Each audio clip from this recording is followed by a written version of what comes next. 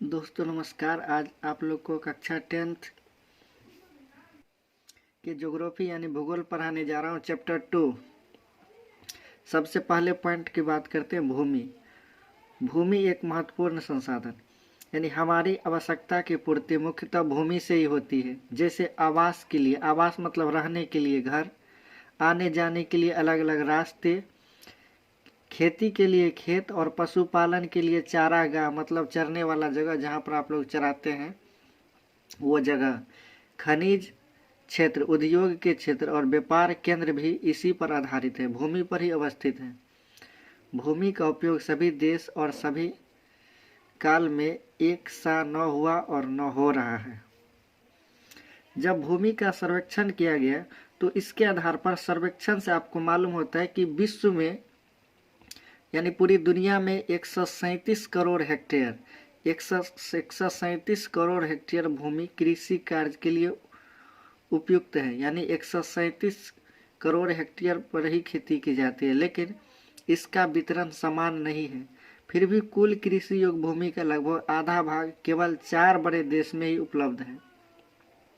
बड़े बड़े जो 4 देश हैं इसमें ही कृषि के लिए जो उपयुक्त खेत है 4 देश में ही उपलब्ध है।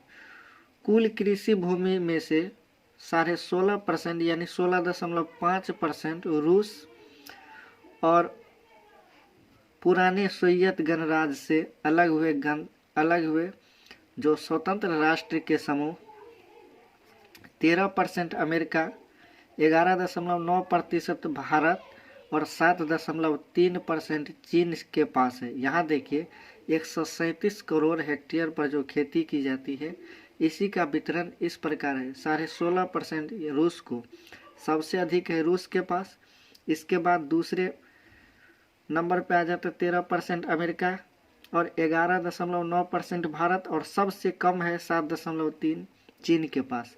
भारत में कृषि योग्य भूमि अधिक आबादी वाले चीन से बहुत अधिक है। यहाँ देखिए कि चीन से बहुत अधिक है भारत के पास। यह देश के 53.8% रोजगार के अवसर प्रदान करती है और राष्ट्रीय उत्पादन में लगभग 13.7% का योगदान भी करती है।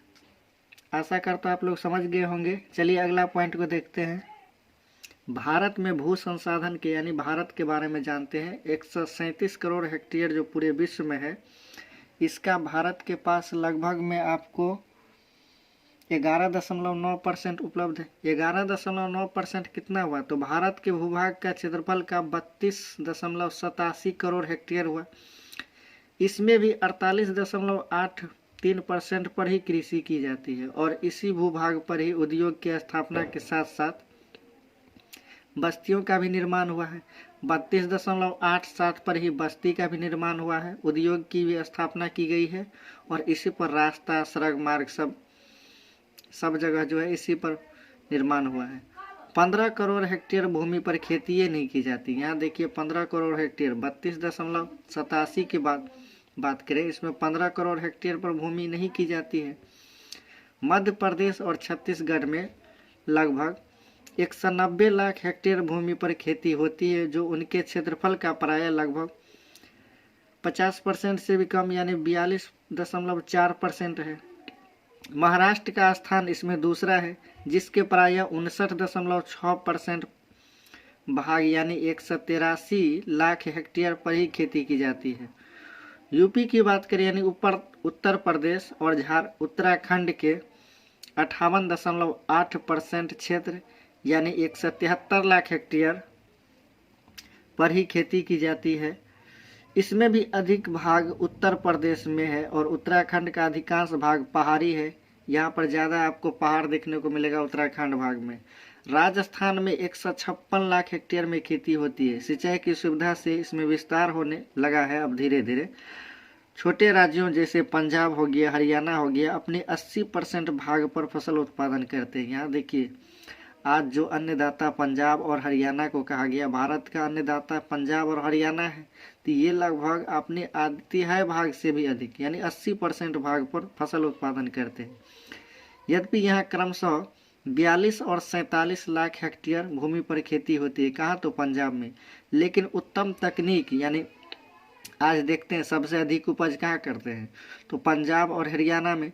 तो उत्तम यानी टेक्नोलॉजी बहुत अधिक हो गया वहाँ पर। तो उत्तम तकनीक और साधनों के कारण ये फसल का अधिक उत्पादन करते हैं। जबकि भारत का 30% भाग पर्वतीय क्षेत्र है जिसमें खेती नहीं हो सकती, यानी अनेक नदियों के स्रोत इन्हीं पहाड़ों में है और इनसे प्रायः सालों भर जल की आपूर्ति होती है। पहाड़ों के जंगल वन्य जीवों के शरण स्थल है।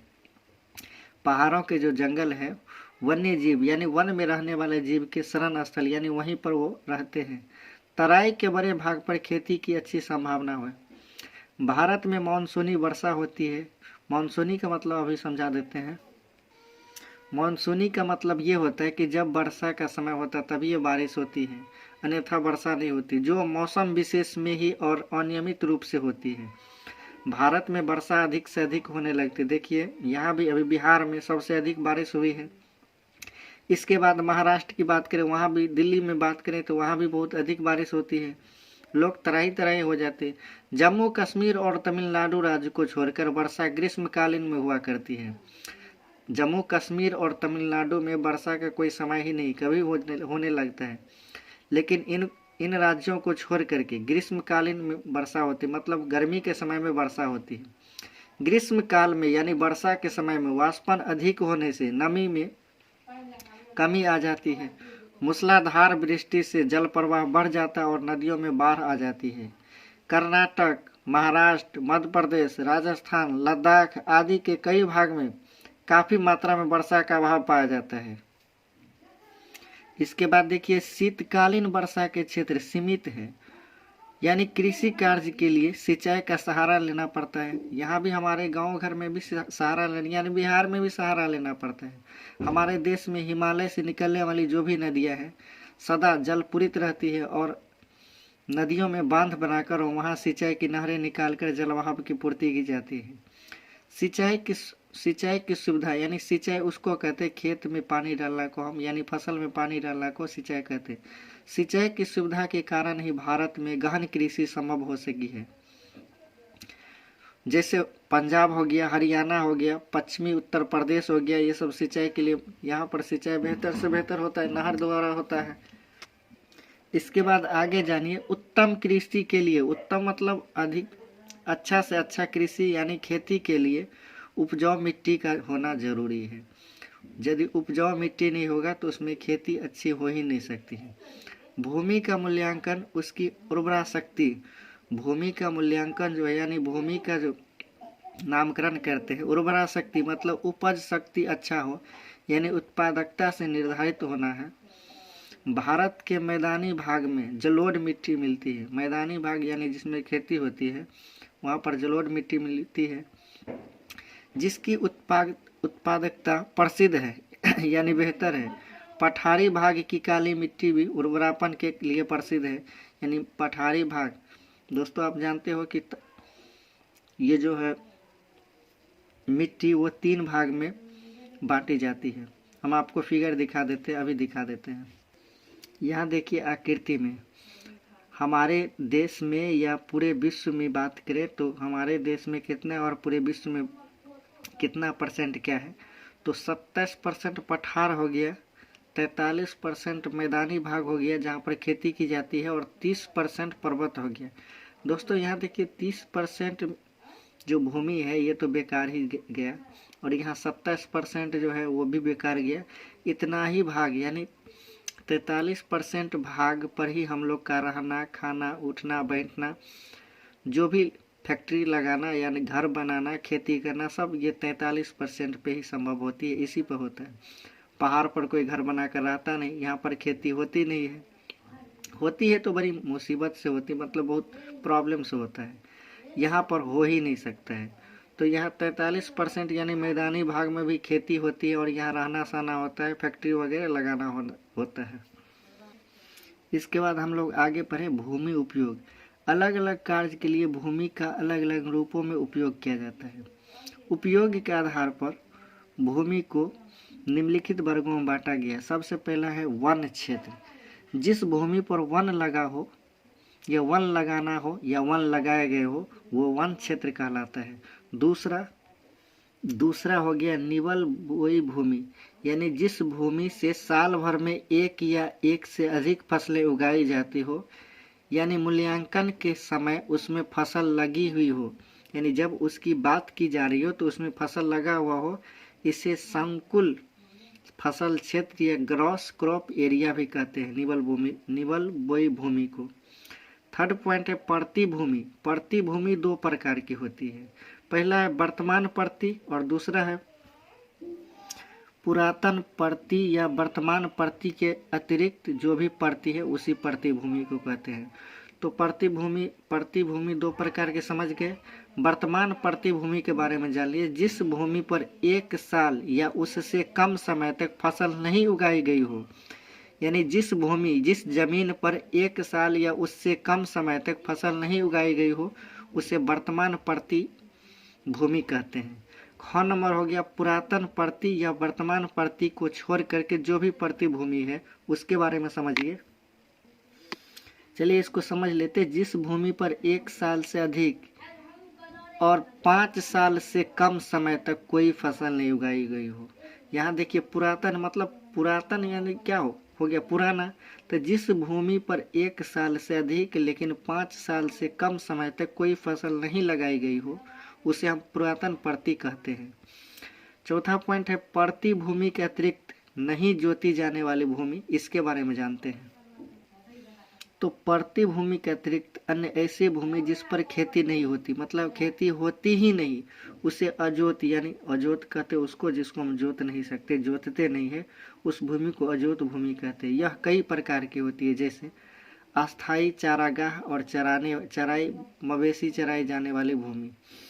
अस्थाई चारागाह उसको कहते जो मान लीजिए ऐसा खेत जिसमें माल जाल यानी जो भी जानवर वगैरह है उसको चराया जाने वाला जगह, तो उसको हम अस्थाई चारागाह कहते हैं। जैसे परती भूमि कई सालों से वर्षों से पड़ा हुआ हो वो अस्थाई चारागाह भूमि यानी चराई भूमि कहते हैं, जिसको आप permanent pasture and grazing land कहते हो। ख नंबर हो गया बाग बगीचे बागवानी और चाय बागान भूमि, इसको भी नहीं जोता जाता है। ग नंबर हो गया कृषि योग्य वह भूमि जो किसी कारण से 5 वर्ष से अधिक समय से पड़ी हो। अब मान लीजिए कोई जमीन में विवाद है और उसमें दोनों पार्टी से किसी पार्टी से जोता ही नहीं जा रहा है, ऐसे पड़ा हुआ है, तो उसको हम कृषि योग्य है फिर भी वह भूमि किसी भी कारण से 5 वर्ष से अधिक समय से पड़ी हुई हो, उसी भूमि को हम बंजर भूमि कहते हैं। या इस प्रकार समझ ले कि परती भूमि के अंतर्गत ही ये आते हैं, पुरातन भूमि के अंतर्गत। पांचवा है अकृष्य भूमि। अकृष्य मतलब क्या, ऐसा भूमि जिस पर कृषि नहीं होती हो। ये दो प्रकार की भूमि कृषि कार्य के लिए उपलब्ध ही होती है।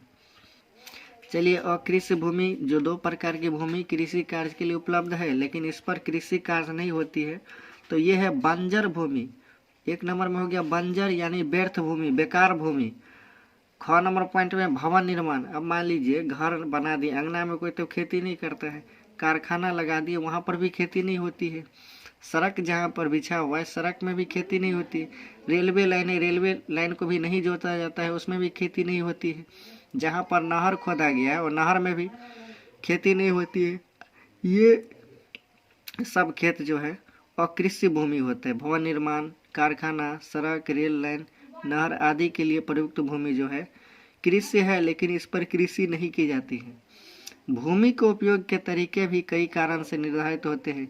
इसमें प्रमुख 2 कारक है। पहला हो गया प्राकृतिक कारक यानी उच्च वाच, जलवायु, मिट्टी की उर्वरता आदि प्राकृतिक कारक है। और सेकंड पॉइंट हो गया मानवीय कारक, घना आबादी, तकनीक, क्षमता की स्थिति, आर्थिक स्तर, संस्कृति, परंपराएं, बाजार की स्थिति आदि मानवीय कारक है।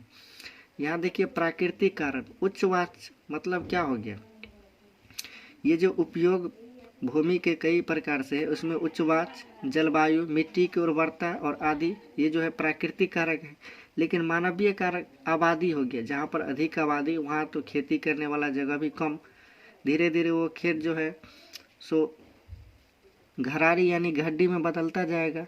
तकनीकी यानी फैक्ट्री कारखाना लगाने वहाँ की क्षमता है, उसकी स्थिति, आर्थिक स्तर, सांस्कृतिक परंपरा, जो भी बाजार लगाना हो आदि सभी जो है ये भूमि पर ही संभव होता है। दोस्तों आज के वीडियो में इतना ही। मैं आशा करता हूँ आप लोग को बेहतर लगा होगा। इससे पढ़िए और लाभ उठाइए अपने एग्ज़ाम के लिए। इसके अगले वीडियो में आपको और आगे बताएंगे। Thank you.